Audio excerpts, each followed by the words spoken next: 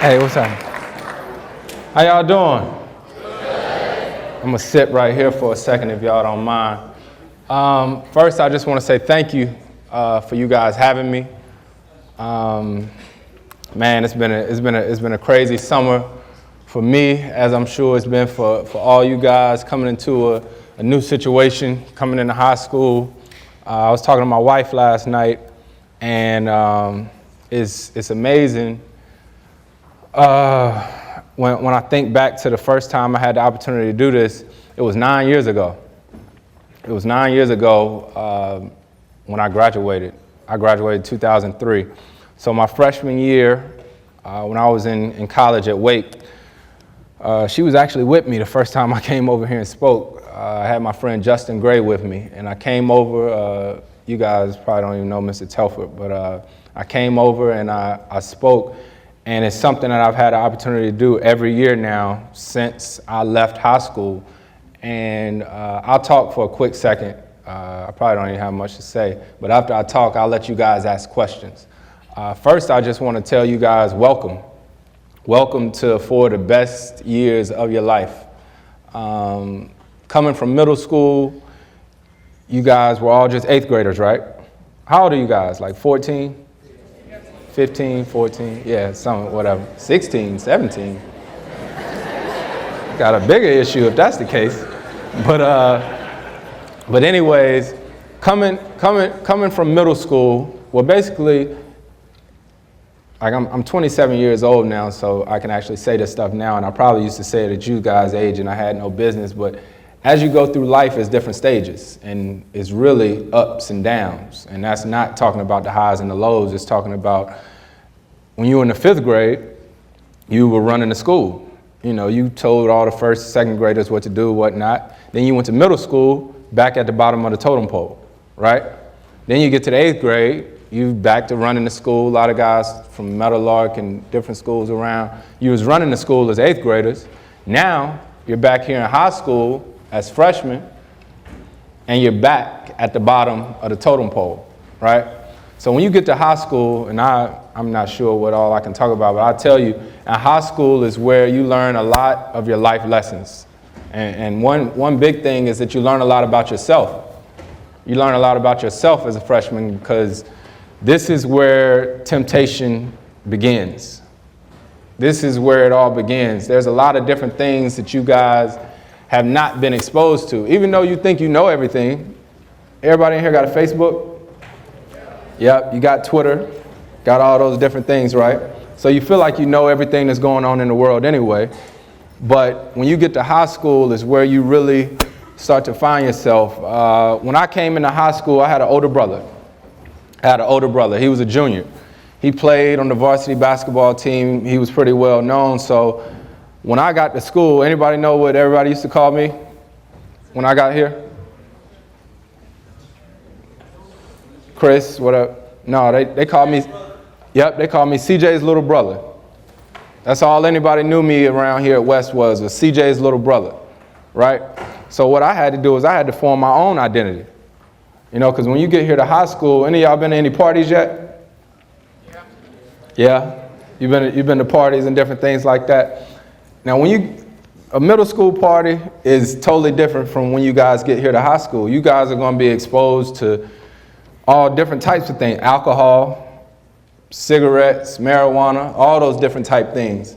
And what I always said, and it's funny, I had a conversation with my mom and my grandparents at my grandmother's house the other night as we were talking about different things that kids go through nowadays and marijuana and different things like that. And you can call me a lame, you can call me what you want to, but I've never smoked a day in my life, ever. And I'm not bragging, boasting, anything like that, but I know when I was in high school, I had an opportunity to do it anytime I wanted to. When I got to college, I had an opportunity to do it anytime I wanted to. And now I'm in the NBA, the opportunity is there. But where it started for me was when I was in high school. I went to a few parties here and there, and guys were doing this and doing that. They were drinking, smoking, all these different things. And it was one of the toughest things ever because some of my closest friends, some of my best friends would smoke and do different things like that. But you know what I had when I got to high school? I had a plan. I had a plan. I had a dream of someday playing in the NBA or the NFL. I had a dream. Now, it seemed far-fetched at the time, but I knew in order to do that, there was different things that I was going to have to do. I was scary too. I was very scary. I felt like the first time I took a drink or anything like that, something was going to happen to me and I was going to die. That's what I thought. That's what I thought. And being scary for me worked. It worked. And like I said, my boys, the first couple parties we went to, CPC, try this, Chris, try this. Now I'm good. Now, at the time, it's the hardest thing to take a stand. Imagine all your friends being there. Everybody know what peer pressure is like, right? And everybody would be lying if they said they didn't give into it every now and then. We all give in to peer pressure at times. But with my friends, my best friends, and they asked me to do this, and I said, no, I'm good. I was like, I'm good, right? So a couple parties later, they asked, I declined. So then after that, they didn't ask no more. They didn't even have to ask the question, because they knew, Chris not going to do it. And it's funny, and I always tell this story, still to this day, a couple of my best friends, two of my best friends, every year since I've been in the NBA, what I do, that was my friends, we played at Louisville Titans together and been friends through high school and everything. Every year since I've been in the NBA, I let those two guys pick a road trip. They pick any road trip that I have to play on in the NBA season. Any road trip, whatever it is, let them pick a game and they come on that road trip. They come stay at the hotel, we go out and all that different type stuff. And then for 1 week, usually during the season, even though my wife getting tired of me doing this because my friends are crazy, but they come stay with me for a week. And we can go somewhere or we can go out, we can do anything, and it's almost like we are in high school all over again because these are my best friends. So if somebody asks me while we're out to smoke, drink, or something like that, I don't even have to say it anymore. Anybody know why? Why? Because my friends got my back. If somebody offers me to do something that they know isn't right, my friends step up for me. They step up for me and they were like, no, Chris not doing that. And you know where it all stemmed at? Here. It all started in high school when I didn't give in to that peer pressure. Because the other thing, too, is when you give in to peer pressure, a lot of times, especially at an early age, it shows a sign of weakness. A lot of times people think, well, if my friend's doing it, it's cool for me to do it. But if you give into it, then your friend's going to know they got you. They're going to say, man, I can get him to do whatever he wants to. So at the end of the day, right now, what you want to try to do is be your own person. Be your own person as much as possible. And then my other thing for high school is to enjoy yourself. Enjoy yourself. Anybody know what college I went to? Wake Forest, right? Wake Forest. I went to Wake Forest for 2 years. Anybody know what NBA team I play for? Dang, somebody said the Hornets. No, I played for the Clippers. Played for the Hornets before that. Now, there's a few things about me and I love playing for the Clippers. I absolutely love it. But that could change tomorrow. I mean, I don't want that to happen, but it could change tomorrow. But there's a few things about me that'll never change. It's the fact that I went to West Forsyth. That'll never change. So these times are times that you will never, ever forget. These were the best. I'm dead serious. These are the best times of my life. When I get with my friends, we always talk about how we miss high school. You guys don't understand what it's like to get in the real world and have responsibilities. Right now, your responsibilities are doing your schoolwork, I'm sure doing your chores at home, and taking care of other things around the house. And then another thing, as far as being a freshman, man, my freshman year in high school was one of the toughest times of my life. When was the first day of school? Just 2 days ago, huh? I said, I ain't had no homework or nothing, huh? Oh, yeah, they have. Oh, so you guys haven't really got started. I'll tell you this funny story about when I was getting recruited. So, first of all, anybody know when I started playing varsity basketball? Yep, my junior year. So I played JV as a freshman and sophomore. My sophomore year, I was on the varsity football team and on the JV basketball team. Go figure. I don't know what was going on. But my freshman year, Mr. McAdams, he's not here anymore, but that was my English teacher. And I speak very good English if you ask me, but that don't mean the English class was easy. So what did he do? I had good grades all through middle school. I was a class president, whatnot, as an 8th grader. I actually ended up being the class president as a sophomore, a junior, and a senior here at West. All those years, sophomore, junior, and senior year at West, I was the class president. But my freshman year, I came in, I thought I'd try to get acclimated to classes and having this schoolwork and 7 periods a day. Man, my mama in here, I don't remember, she probably know. I got an F or a D. Oh, yeah, see, she know. I got a D in English. I got a D in English, like the first semester, second semester, I ended up getting like a D or a C for the semester, right? But my sophomore, junior, senior year, I straightened up. I'm honor roll, all this different type stuff, getting good grades, and I'm in senior leaders, what is it? I don't know. I was in clubs, all that different type stuff, all the different stuff you have to do in order to get into college.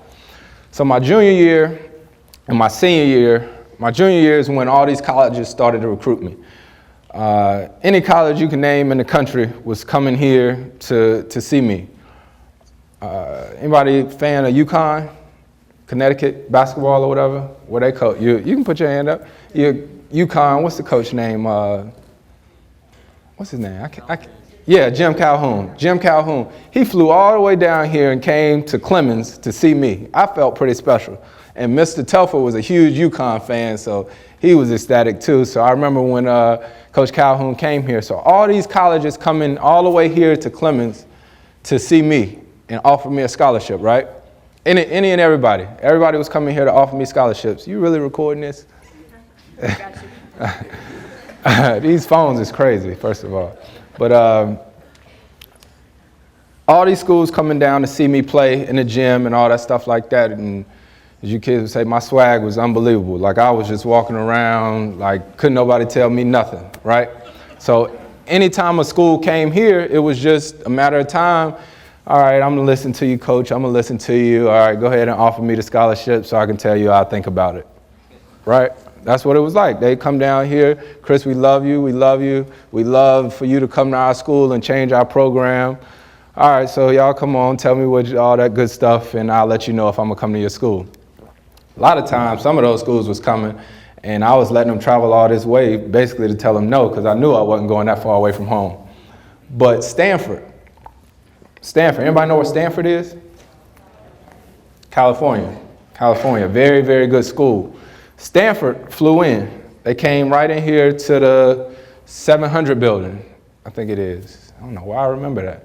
The 700 building where Coach Layton's class was.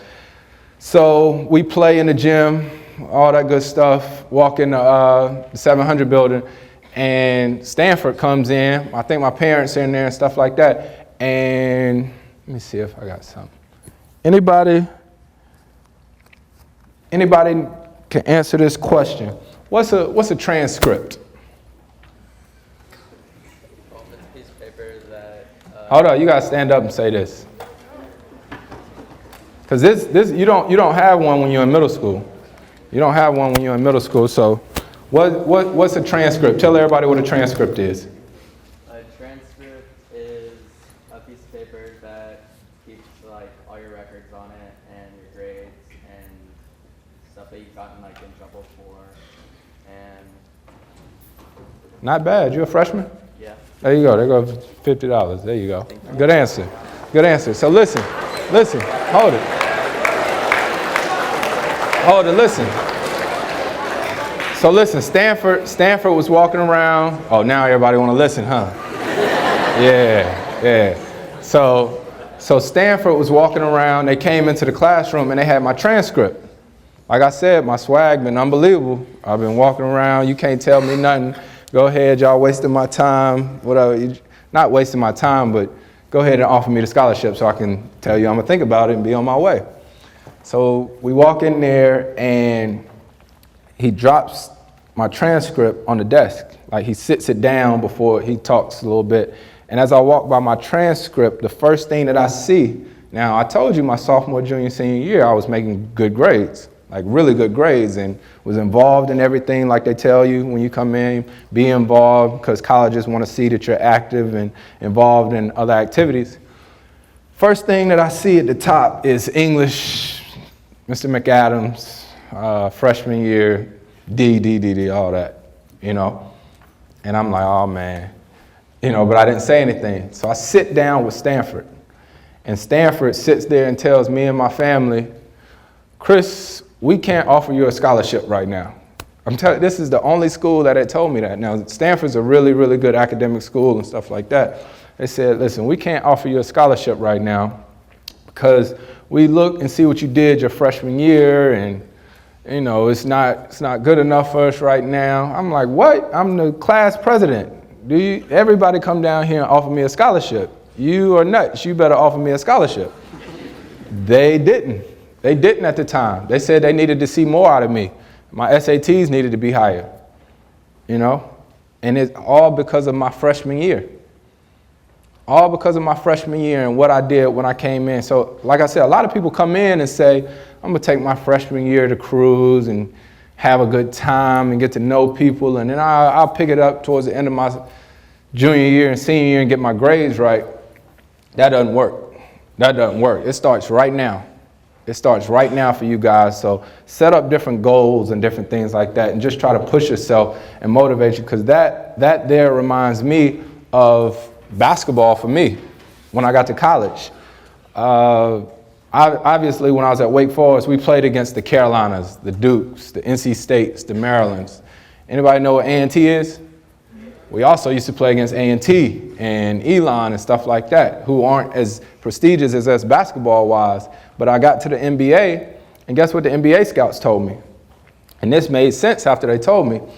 They said, Chris, you know, we know how good you are and different things like that, but let me tell you when we paid the most attention to you. And I was like, yeah, y'all had to see that 30 points I dropped on Carolina on ESPN.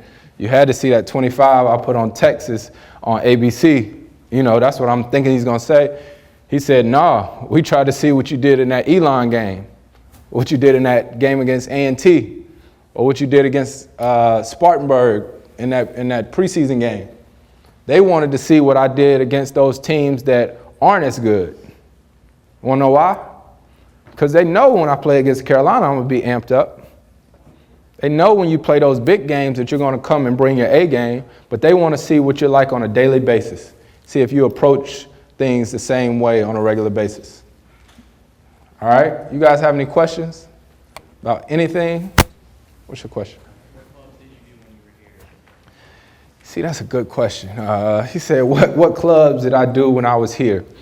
Man, I was in the Multicultural Society. What else? My senior year, I was in the Senior Men's Club. But my junior year was probably one of my hardest years, because anybody in here plan on running for class president or any of that stuff? Okay, cool. Well, let me tell you what your project is when you get to your junior year, all right? Anybody know what you got? I'd definitely get somebody $50 if you get this answer. What are you in charge of as the junior? No, you can't raise your hand. Up there at the top, when you're a junior, what are you in charge of as class president? Dang, he got it. Prom. Come get it. You can come get it. That's right. What's the answer? Prom. If you're the junior class president, you are in charge of the prom. So my junior year, I had to. Yeah, what? Senior? No problem. So my junior year, I was in charge of the prom. Like, I had to do decorations, everything. I actually had a basketball game in Charlotte the day of the prom. I was actually late my junior year picking up my date for the prom. I was late because I never forget it. I was here, my house in Louisville. Woke up early that morning, went to the convention center, decorated. Got in the car, went to my game in Charlotte, my AU game. My game got over, came back, went picked up my date, late, went to the prom. After the prom, had to go to sleep because I had a state championship game the next day. That's crazy, right? That's real crazy. So yeah, if you junior, you in charge of the prom. Good luck with that. So that was a club basically that I was involved in. And then the toughest task yet, my senior year, I was also class president. And if somebody can tell me what I'm in charge of, and if you get this answer, I would like some help. I done got two boys right here.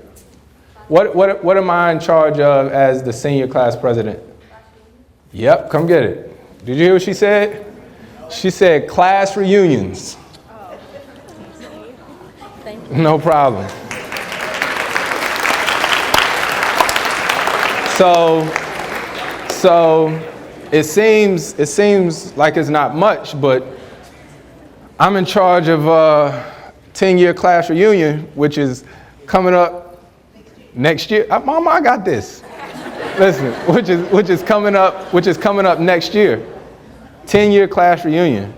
So I actually contacted my secretary when I was in high school a couple weeks ago. Her name was Claire Dorier. And I contacted her so we could have a conversation about this. But yeah, so I could potentially be in the playoffs and, worrying about playing against the Oklahoma City Thunder and trying to find out who all coming back from my class reunion. So pray for me on that situation. What other questions? Did you break your hand? Did I break my hand? I know, I'm sitting up here with a cast and all, right? I had surgery on my thumb. Our very first practice, and I'll tell you this too, our very first practice with the USA team in Vegas, our very first practice, somebody was driving, I don't remember who it was, and I tried to steal it, and my thumb just came out of place, and man, I was sick, because to tell you, and I know I'm going into another story, but there's no greater feeling than representing your country. I'm sure you guys have family members or know people that fight and different things like that to protect our freedoms. But playing on the USA basketball team is my way and my teammates' way of representing our country. So there's no greater feeling. So after we won the gold medal in 2008, there was no question I wanted to play in 2012. So when I got my thumb knocked back, I was sick. And we got in the car, me and our training staff for the team, and we rode 30 minutes outside of Vegas to a hospital. It was a Sunday, so they weren't even open. And they called, and somebody came to the hospital, and they gave me x-rays. And thank God my thumb wasn't broken, but the ligaments torn and all that stuff. And they asked me what I wanted to do. What you mean what I want to do? I'm going to play. I'm going to play. So I wrapped it up for every game at the Olympics, and when I got back, I got an MRI over here at Baptist, and they said you need surgery. So 8 weeks. I'll be ready for the season, though. Don't even worry about that. Did you have any doubts on making it through high school? Did I have any doubts on making it through high school? Shoot, yeah. I definitely had doubts on making it through high school, but I tell you this, I was lucky enough to have two parents who put all them doubts away. You know what I mean? I was like a freshman or a sophomore in high school when I got my last butt whooping. That's real. No, that's for real. Because it's crazy to think about when I was in you guys' seats, and to have a son of my own. I have a 3-year-old son, right? And I think about how strict and stern my dad was when I was little. Like, I used to get butt whoopings galore. Like, seriously. And it's one of those things like with my son, and I see it in him too. My son, he's very active. He plays around and all that different type stuff. But like when I was growing up, you think, man, my daddy mean.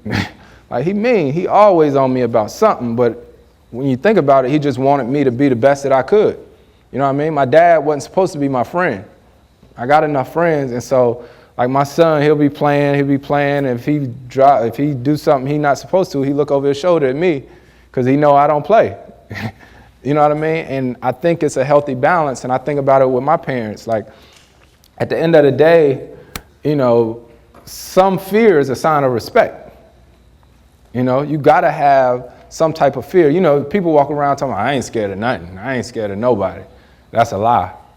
That's a lie. Because when you fear something at times, it's a form of respect. So my parents, my family, everybody was always on me about getting through. So it's going to get tough at times. It's going to be a paper or an assignment or something like that you like, I can't get it done. And the biggest thing, too, is procrastination. I'm the worst at it. I am the worst. I probably should have left my house earlier to get here, to tell you the truth, but I always procrastinate because with me, I feel like everything is a game and it's a contest. So I don't know. That's just how I battle with it myself. But when I was in high school, a lot of times, and you guys make sure you don't do this, I would do second period's assignment in first period. I'd do the homework for third period in second period. You know what I mean? You just procrastinate because you always feel like you got something better to do. You on the phone or you say you talking to your boyfriend or girl. Who got boyfriends and girlfriends, first of all, too? Who? You got a boyfriend? How old are you? 14? So y'all be on, So y'all be on the phone all night talking and all that stuff? He don't even have a phone. Okay. All right. Well, anyways, listen. I understand. I'm not mad at you. I understand. Anybody know how many girlfriends I had when I was here? Huh? How many? One? Nope. 4? Dang. I appreciate it, but not quite. None. Exactly. None. I tell people all the time my girlfriend was my basketball. You can call it what you want to. That was my girlfriend. But this is the thing too. At you guys' age, what do you have to talk about? Especially if your boyfriend or girlfriend go to school here with you. You ain't got that much to talk about. Y'all just sitting on the phone all night listening to each other breathe. Seriously. Like I had a plan. I didn't have time to have a boyfriend or girlfriend or that walking down the breezeway seeing people hugged up. That's disgusting. Go to class. Like seriously, like all that emotional stuff. Like I was the one walking down the breezeway. Like what are they doing? Like it's too emotional. Like your kids, enjoy yourself. Enjoy high school. Cut all that crazy stuff out. Save your time. Any other questions? She said, how did all those colleges find out about you? That's a good question. I actually spent the summer playing ball. I'd be traveling, playing ball. And then when I was here at West, we had a pretty good team. So when we used to play against other rival high schools, it used to be pretty exciting. So.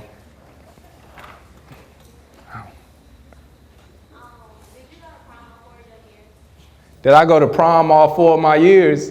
Lord, no. How was I going to do that? You thought I was going to go with an upperclassman as a freshman? Nope. I think I went as a sophomore to work. I had to work the prom. I think so.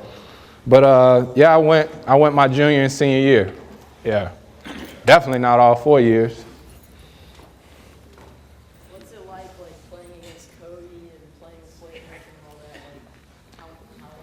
He said, what's it like playing against Kobe and playing against Blake Griffin and all those different guys? It's a good question. Huh? He said with. Dang. So he asked me what it's like. It's fun. It's a lot of fun. And to tell you the truth, growing up right here, I used to go, like, a lot of times nowadays people have kids with trainers and stuff like that. I used to just go to the Y. And play all day, every day. I used to just play. And so I always say this about when I left college to go to the NBA. And I tell these kids that come to my camp now, after my freshman year, when I was at Wake, they sat down with me after the NCAA tournament, me and my parents, and asked me, was I leaving to go to the NBA? And I said, no, Coach Prosser. I said, no, I'm not ready. And it was the truth. When you go into the NBA, it's a business. It's a lot of basketball, it's a lot of travel, and you're on your own. So my biggest thing about going to the NBA was after my freshman year, I was still a fan of the NBA. You know what I mean? I was still a fan of the NBA. So after my sophomore year, I wasn't that fan. I knew I was ready. If I would have went after my freshman year, I would have got to the NBA and been like, oh my God, there's Kevin Garnett, But after my sophomore year and I trained and got ready, all those stars and stuff was out of my eyes. And that's the craziest thing about Twitter too, because I'm on Twitter and I see a lot of stuff, and some of these young guys that come into the NBA, they not necessarily ready. They're not ready because they're still fans. They're still fans. You can't come into the NBA or to this big business and still be a fan. I can't go out there ready to play against the Lakers and I'm shaking that I'm next to Kobe Bryant. No, because if you do that with me, and I'll tell you this, it was a guy that I played against maybe a year or two ago. We came out for warm-ups and we was warming up, and you know how you can feel somebody looking at you or staring at you? I could feel him staring, and I just kept glancing, and I kept warming up, and I looked, and he was just staring and just trying to catch my eye, and I finally did, and he was like, hey, Chris, what's up? Like, he wanted to speak to me and say, he was on the other team. I was like, what's up, man, what's up? He was like, man, good to see you. And me, somebody like me, I smelled fear. I smelled fear. Now, I like that he respected me and he was a fan and stuff like that, but you can't go out on the court and think that I'm gonna be nice to you because you're a fan, so you gotta be ready to go. You gotta be ready to go. That's a good question. She said, did I ever consider going to UNC? I thought about it when I was a kid. When I was young, you guys ate, or probably before you guys ate, I was actually a Carolina fan. But I remember my mother was in the hospital, and right here in this gym, the head coach for Carolina came down here to see me play. And he asked me, could I walk on? He asked me, could I walk on in Carolina?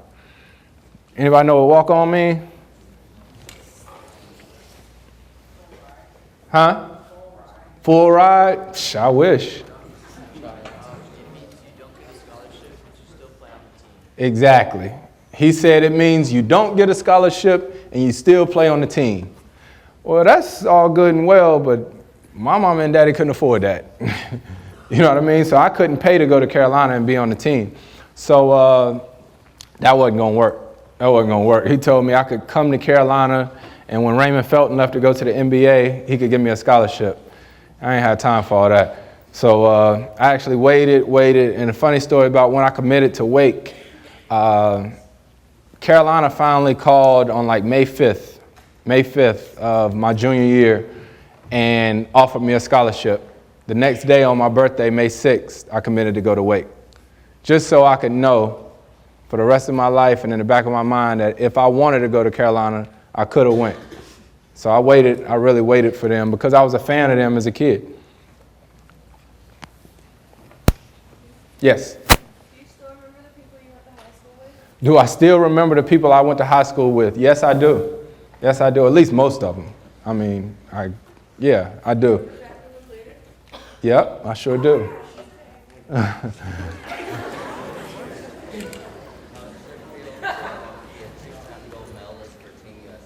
That's a good question. He said, how does it feel to be a 2-time gold medalist for Team USA? And it's an unbelievable feeling. Like, I can't explain it. It's crazy, like, when I'm here to even think about the fact that I was in London. Like, y'all been in any football games yet? Yeah. So y'all be down in the student section? Yeah, standing up, cheering, all that different type of stuff. Ain't it a crazy feeling, like when your team is winning or whatnot, and they scoring, and you get to cheer for West? Like anything that happens for West Forsyth, you're excited, right?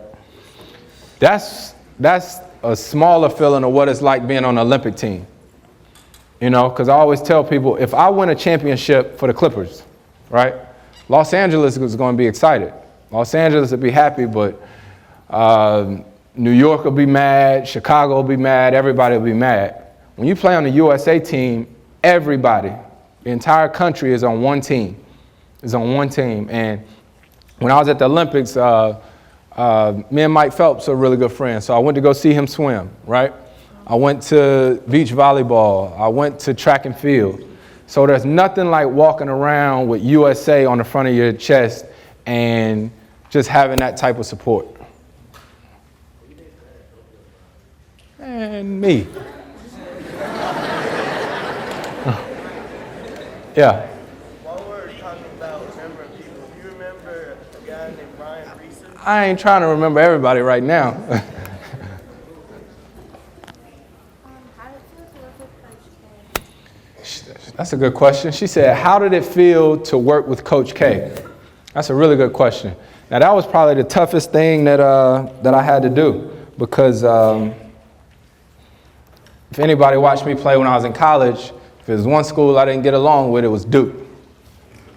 It was Duke. And in 2006, right after my rookie year, I played on the USA team. And I remember I had to try to get my mind right for this because I'm going to play for Coach K and his assistant coaches, and I couldn't stand them. I mean, dislike is what I'll say. I could not stand them.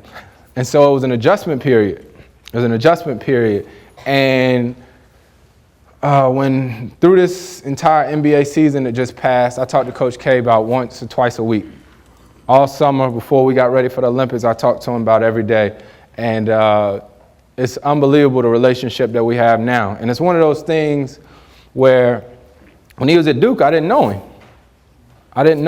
So now that you actually get an opportunity to know him and different things like that, he's not as bad as I thought he was. You know what I mean? At least we was on the same team a couple times. Where did you meet your wife? Where did I meet my wife? She went to Mount Tabor.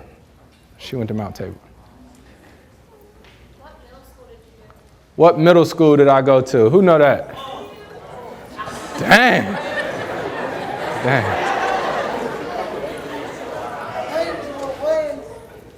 You got it, Haynes. You got it. That's yours. Thank you. You're so welcome. Haynes, exactly. Haynes Lorenz. He's exactly right. Hold on 1 second. She said, what is it like to be compared to the original Dream Team? Now, that's a huge honor, in itself. And it's so crazy because everywhere we went with this entire Olympic experience, every time we did any type of interview or anything, everybody always wanted to compare us to the 92 team. So the 92 Dream Team, you know how old I was? I was 7. I was 7 years old. No, seriously, with the 92 Dream Team. So I remember being a kid, buying those, kids don't do this anymore, but getting those upper deck packs and opening them and trying to see what player you had in the cards and trying to put the 92 Dream Team together so it spelled Barcelona. That's what I remember about the 92 Dream Team, and I remember watching them play, so I was a fan. So now actually having to be compared to them is kind of weird in itself, but for us as our own team, we just tried to make our own path. Like you can't freeze time and we play against those guys. And I think that's just how the world is now. Everything's about controversy and who can beat who. You know what I mean? Like they want to know, can you go back and play Isaiah Thomas? No, I can't do it. But it's pretty cool to be compared to them because they were, that team was unreal. They won every game by like 40 or 50. And one of the pretty odd, strange things was if you ever look at the clips from them, they would take pictures with the other team before the game, right? And that goes back to, everybody being so excited to play against the Americans. We played against Tunisia. I'll never forget it. This year, I got a turnover. And I'm very intense on the court, very. So if you ever play against me in basketball, don't take it personal. but I'm two totally different people on the court and off the court. But I just got a turnover right before halftime. We was playing against Tunisia, and they little point guard number 7. And I was mad at myself, and they were getting the ball, and somebody substituted, and me and the other point guard standing there, and the point guard for Tunisia turned to me, and he said, "Chris, man, this is the best day of my life. It is an honor to play on the court with you." And I was like, what do I say back? Like, I didn't know what to say back because I'm so intense on the court, and he's not supposed to be my friend. He's not supposed to be a good guy right now. And he said that on the court, and it was kind of strange, but it shows you the kind of impact that you can have, playing a game of basketball. Like this game has taken me everywhere. I met people that I would have never thought in a million years that I would have the opportunity to meet. Last summer, I went and played with the president, with Barack Obama for his birthday. I went and played basketball with the president for his birthday. Now that's strange to me. That's very strange. So it's amazing. Like whenever I go somewhere, I think this kid from Louisville, born in Winston-Salem and stuff like that, has this opportunity to go and meet some of these really cool people. At the top. How does it feel to be the best point guard in the NBA? Man, I appreciate that, brother, but I don't know. I just try to keep working hard every day, at least until my hand gets better. I can't hear you. Can I go heads up with him? I guess I do it all the time. How are you and your mom handling the loss of your grandfather? She said, how is me and my parents and my family handling the loss of my grandfather? Well, now it's a lot easier than it was when it happened. I think for me, I wish he had an opportunity to see, all the different things that have taken place. Like my little cousin just started college this year. I wish he could see my son and my daughter and all that different type stuff. But he used to always say everything happens for a reason. And, you may read books or hear quotes and stuff like that. There's a few people that have had huge impacts on my life besides my parents, and that's my late coach, Skip Prosser. There's a few things he used to say to me, and I live by him. He used to say, if you can't be on time, be early. It sounds crazy, but I hate waiting for people, and I hate making people wait on me. I cannot stand it. My mama tell you, if I'm on her way to her house to pick her up or something, I'm going to call her probably when I get off the exit right there at the Louisville Clemens. That way, when I get there, she outside. I hate waiting on people, and I hate making people wait for me. He used to say, if you can't be on time, be early. And the other thing he used to always say is never delay gratitude. You know what that means? Never delay gratitude. What happens sometimes is people say, I'll thank him tomorrow. I'll thank him next week. But you just never know what's going to happen. My college coach, Skip Prosser, my parents had just seen him that morning. He got here to Winston-Salem and went over to Wake, ran on the track, sat down in his office, put his head back and passed away. You know what I mean? And after that, it's so much I wanted to say to him, but never got the chance to. So that's my biggest thing is never delay gratitude. So I don't care how mad you are at somebody and stuff like that, as much as you can, tell them how much you thank them and appreciate them. And the orange.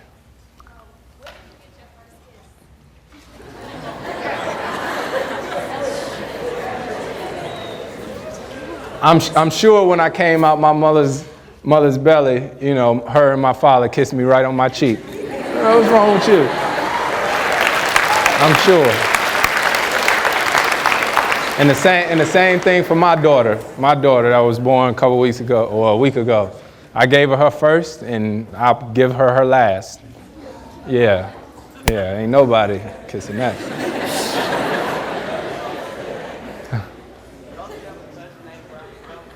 Yep, I sure do.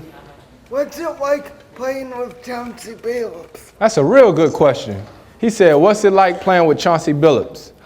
Now, I'm going into my 8th season in the NBA, right? And I done played with some really good players and stuff like that. I played with J.R. Smith, but Chauncey Billups, man, that's like my big brother. He made everything so much easier on me before he got hurt. We're close. We're close. I don't know how much older Chauncey is than me. It's somewhat of a gap, maybe 8, 10 years or something like that. But we are really, really close. And there's nothing like playing alongside a good friend like that. That's my guy. How was it like walking into the opening ceremony and wearing that hat? Did you like it? She said, what was it like? Oh, could y'all hear? Yeah. She said, what was it like walking in the opening ceremonies and wearing that hat? We actually wore a hat in 2008 too. So the opening ceremonies is crazy. We actually stand outside. We actually got to the village about 4 or 5 hours before the opening ceremony started. We was on the bus, sleep, in our suits, knocked out. And just walking in the opening ceremonies is pretty cool. Just seeing all the fans there and waving. And you're in the presence of the best athletes in the world, not in your area, like in the entire world. So it's cool. I could have did without the hat, but you know, it's all about unison. And the top with the orange. What's it like playing with Blake Griffin? Blake Griffin is he's a freak of nature, to tell you the truth. No, like seriously, like Blake is a great guy. He works hard, like crazy hard, day in and day out. But I remember when I first got traded to the Clippers, it was like a joke, because I remember when I was here at West, I would just jump around all day, dunking and all that different type of stuff. And it almost made me feel old to see him now, because he just never stops jumping. You know, and I've never seen somebody that explosive with that much ability. And it's scary how good he can be, because he's not even close to reaching his potential. Right there. Yep. So you said that you didn't have any girlfriends in high school, so relationships and things never on your mind. I'm sorry. What'd you say? You said what was not on my mind? Relationships, was that on my mind? It wasn't. To tell you the truth, the relationships that were on my mind when I was here in high school was my relationships with my friends. Because I'm going to tell you this too. When you get here to school, a lot of times you just tend to sit with the people that you know.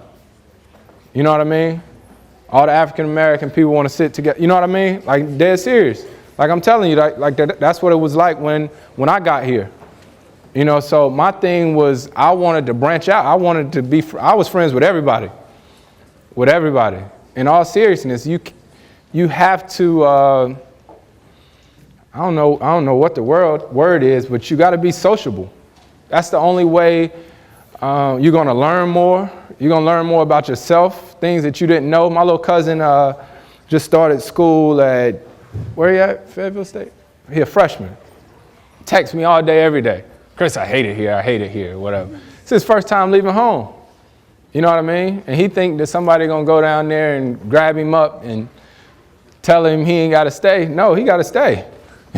He got to stay because he has to get an opportunity to learn about other people and not just be stuck in your ways.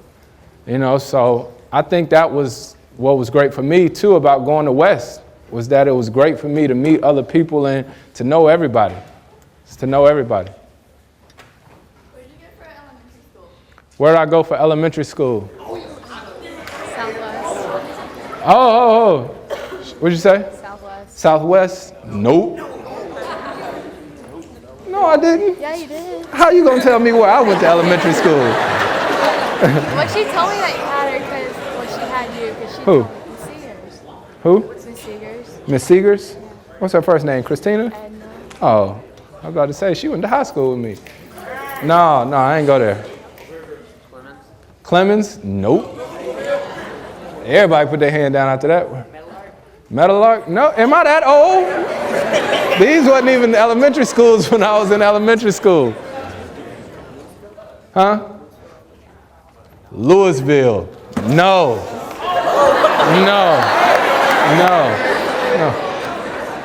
Huh? Ward? No. Huh? Moore Elementary School. Thank you, brother. Thank you. I went to Moore Elementary School. Look, y'all ain't never heard of that, huh? Time out. 1 second. Time out. Y'all act Did anybody else in here go to Moore? Oh, okay, cool. I thought it didn't exist or something anymore. What? Yeah, I went to Moore Elementary School. Moore Elementary School. Yep. Yep.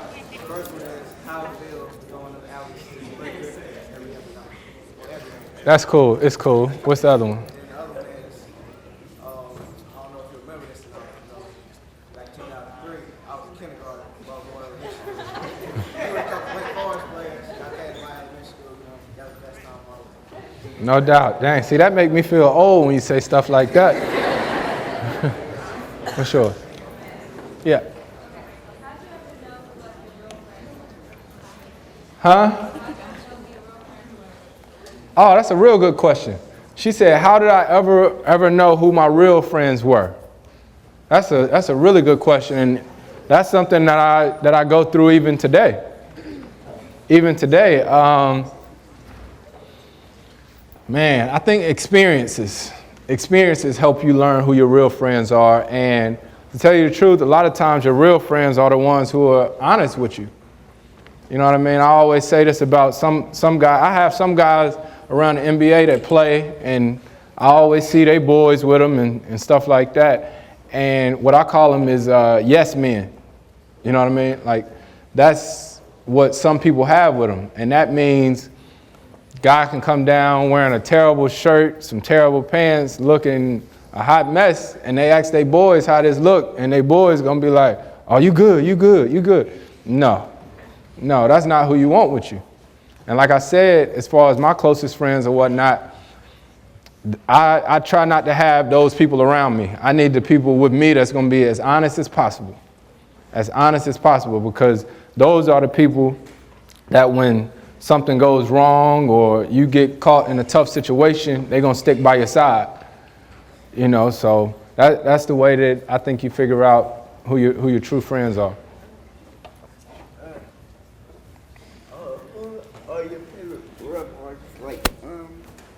Who are your favorite music artists? That's a good question. He said, who are my favorite rap artists? Who are my favorite rap artists?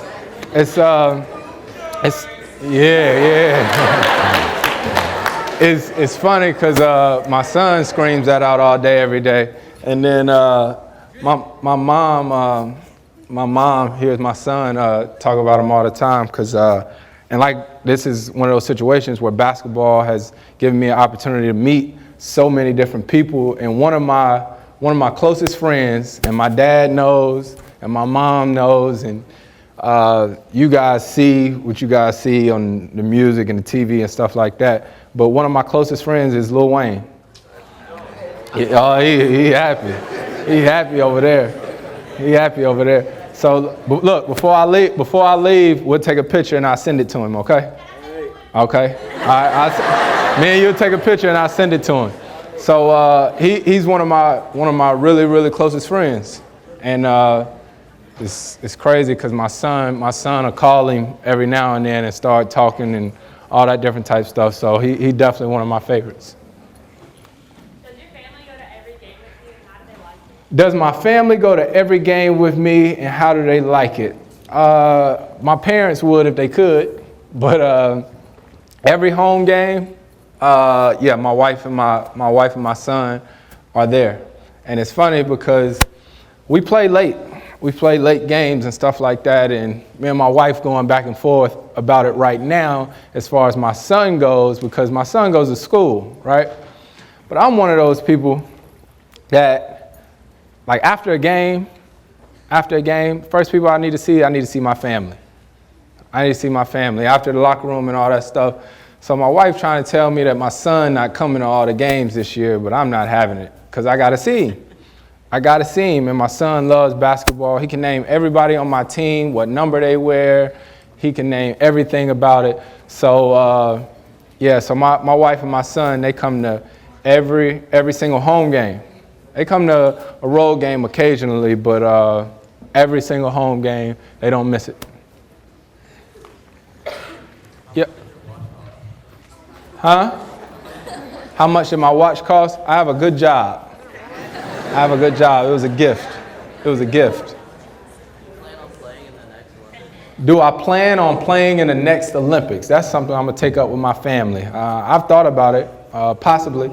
I'll be 31 years old. I'll be 31. The next Olympics is in Brazil. I'm thinking about it. You know, I would definitely love to go for a third. And look, I'll show y'all something real quick. So when in 2008 we played in Beijing. It was crazy. Like, it was crazy exciting. My parents were there. My brother was there. My wife was there, and all that different type stuff. So winning a gold medal in 2008 was unbelievable. So here in 2012, when we got to the Olympics, I was the only guy on the team. I brought my first gold medal. I brought it with me, and I used to take it to every game. I took it to every game while we was in London, just because I wanted to remember and know what I was playing for, right? I wanted to know what I was playing for. And when you're over there in London, we were overseas for a month. You know, you forget that everybody back home is watching. Because in 2006, anybody remember when I played on the USA team in 2006, what happened? Anybody remember? You got bronze? Yep, we got the bronze medal. We lost. We lost to Greece. We lost to Greece in 2006 in Japan. And when we got back home, they talked so bad about us. Like, it was one of the worst feelings ever. Like, being in the locker room. The guys that were on our 2012 team that played in 06 were me, LeBron, Melo, and Cole wasn't on the team in 2006. I got this. He wasn't on the team in 2006. So us in 2012, we knew what it felt like to lose. We know what it feels like to wear that uniform and lose. So it gave us so much more pride. We knew that we didn't want to lose. And before we got to the Olympics, we actually went to D.C. Our whole team went to Washington, D.C. And we had an opportunity to go to the Tomb of the Unknown Soldiers, right? So we got to meet General Dempsey. Anybody know who General Dempsey is? No clue, right? He's in charge of all of the U.S. military. In charge of all of it. And we had an opportunity to meet him, and we met some soldiers that had been injured in battle. And General Dempsey gave everybody on our team this little thing right here that only he can give to you. He gave us this. So to every game too, before the game, I wore this to every game.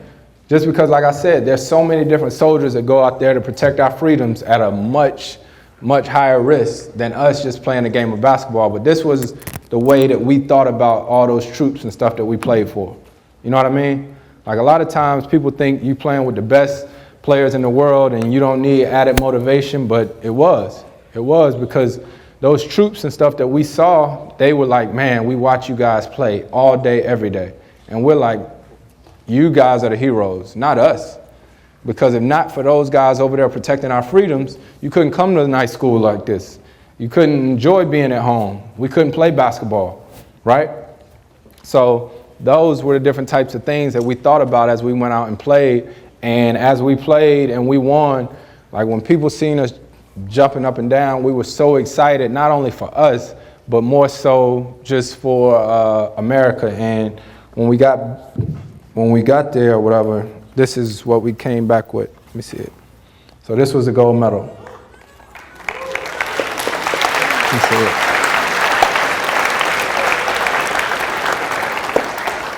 Now, let me see. So everybody always asks me where was my 2008 gold medal, and to tell you the truth, it's just been sitting in a safe for 4 years. I always talked about framing it and putting it with my jersey and my shorts and all that different type stuff. So hopefully, if I can pry this one away from my parents, my mama keep it all day, every day. It's funny too, when I got home from the Olympics, my son, because my family couldn't go. My wife and my son couldn't go. My brother, my parents and everybody went. As soon as I got home and my son, Daddy, I want to see a medal. He grabbed my medal and just started walking around the house swinging it. Just, he Daddy, it's mine. No, it's not. It's not. And he just didn't really understand what was going on. So when I had to take it from him, he started crying, talking about he wanted his medal back. So him being spoiled the way he is, my mom went and had him a gold medal made, like a little small one. It's got a purple band on it and everything, so he can walk around the house and ding that one up, because he won't touch mine ever again. He can cancel that. What do you drive? What do I drive? I drive a car. I drive a car. Well, I have the car that I'm driving outside, I'm driving a BMW 750 Li. It's black. And it's not going anywhere. That's the very first car that I bought when I got to the NBA. Thought about selling it like 3-4 years ago, but my mama wouldn't let me. So I love it. It's used to be my little bachelor mobile, you know what I mean? But now I got 2 car seats in it. 2 car seats in the back seat. Ain't nothing cool about that. Do I know Nicki Minaj? Yes, I do.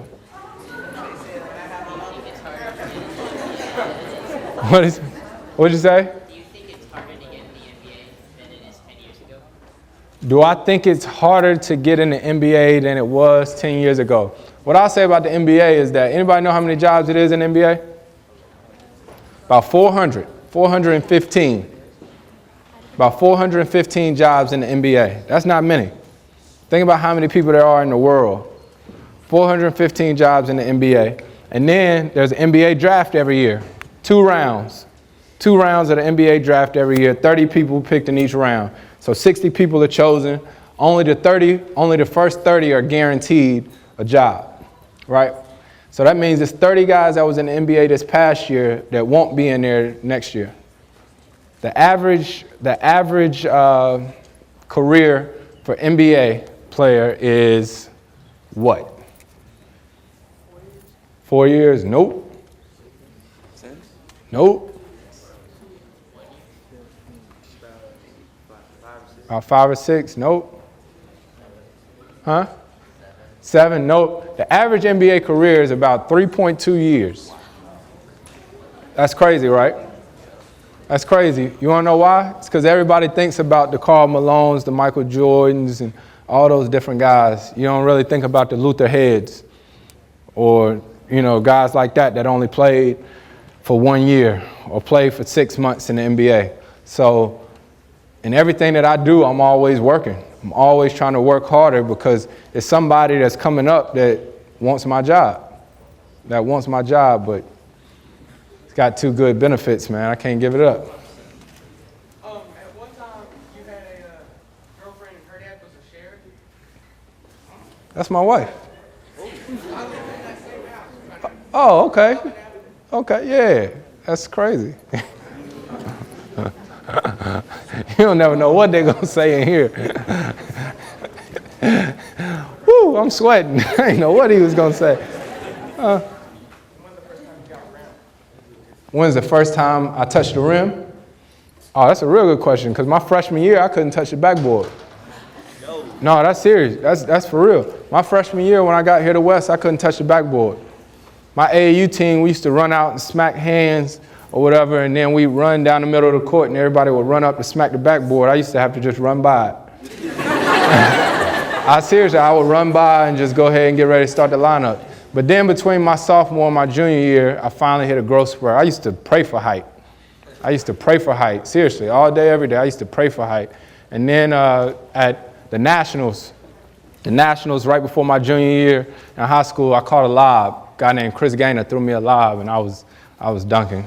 I had my little dunking spurt. I don't do that no more. Too much energy. Were you ever thinking of playing college football? Oh, that's a good question too. He said, did I ever think about playing football in college? Now, I used to love football more than I loved basketball. When I first got here, I thought I would quit playing basketball and concentrate on football. But that same summer, the summer before my junior year, I was traveling playing basketball all summer. And I remember I came back, and all the guys y'all know the Titans? That's who I played for all those years. All the guys that I played, that played Pop Warner with me, some of the guys that was like my linemen, you know what I mean? They were going out for quarterback and running back. They got all strong. I ain't lift weights and none of that stuff. So, man, I said it was too hot out there during the summer too. It was too hot to be playing football out there. And you had a helmet on, couldn't nobody tell who you were. So I said, you know what, y'all can have this. It's too cold on them Friday nights. I'm gonna just stick to this basketball stuff. Right there, my man. Huh? No question. My granddad still my motivation. No question. No question. I'm one of those people that me and Cole talk about this a little bit, but you read stuff or you hear stuff all the time, and sometimes you create your own motivation. You know what I mean? Like I don't know, a guy in the NBA can do an interview and say such and such are the best three-point guards in the league to him or whatever, and he can put me second. All right, I'm be like, okay, that's motivation. You know what I mean? Is your son ever going to play basketball, or does he want to? Is my son ever going to play basketball, and does he want to? He definitely wants to. I think he does. He's going to do whatever makes him happy. But I'm putting a golf club in his hand or a baseball bat, something with some longevity. You know what I mean? They be playing baseball till they like 60 years old. Same thing with golf. I don't have so many years left on this basketball thing. 15 or 20 years when you retire from basketball, what do you see yourself doing? Man, that's a real good question. He said 15 or 20 years from now, what do I see myself doing? And what's funny is that a lot of people always tell me that they could see me coaching, or they could see me doing something in that capacity as far as the NBA and stuff like that. But I can tell you what I won't be doing. I will not be coaching in the NBA professionally or anything like that. And the biggest reason is because growing up here in Louisville, I lived in one house my entire life, right? And I talk to people about this all the time.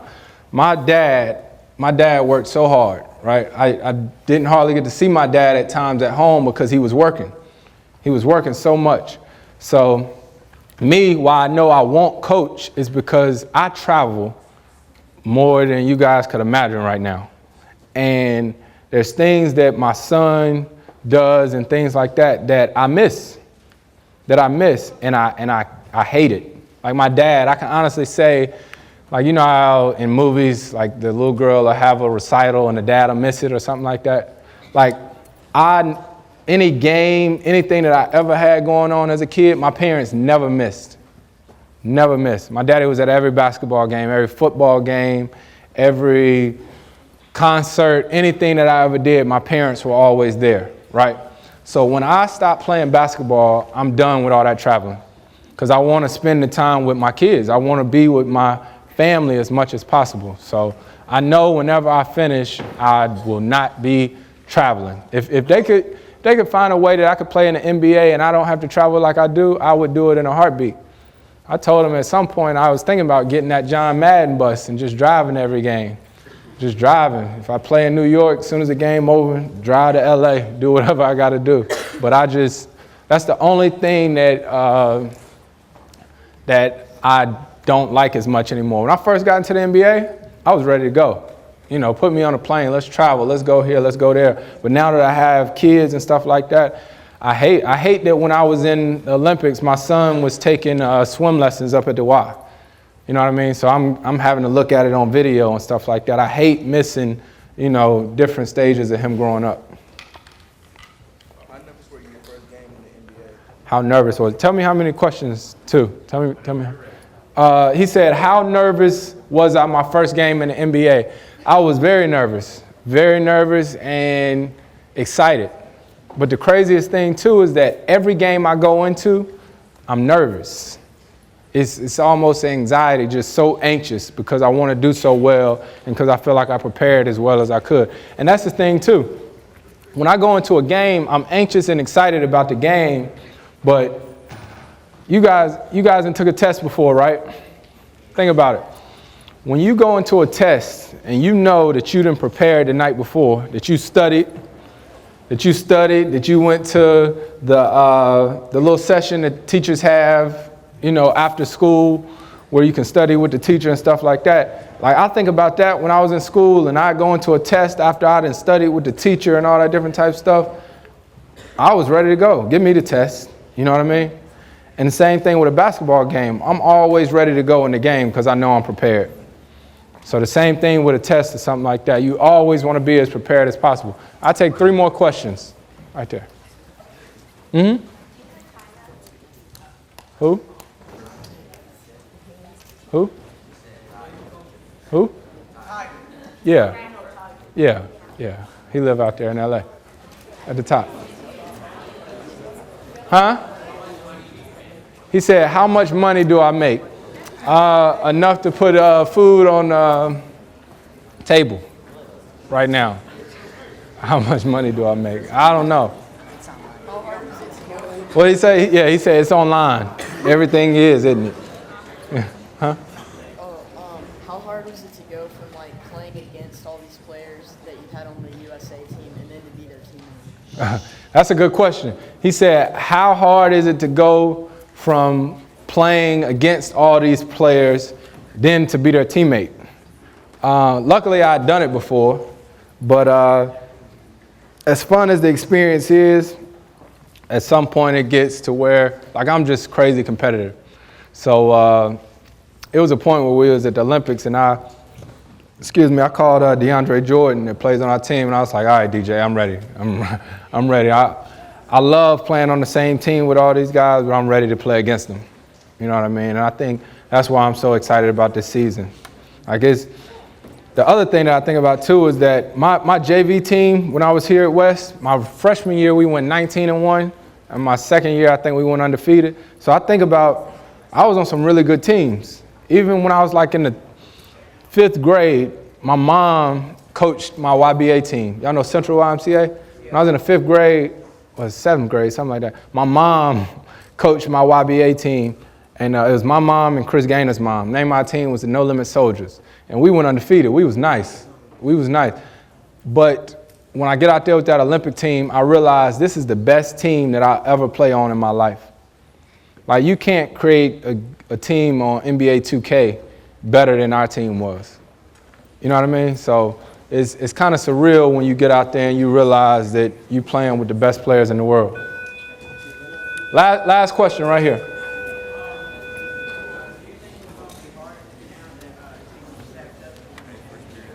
I can't hear you.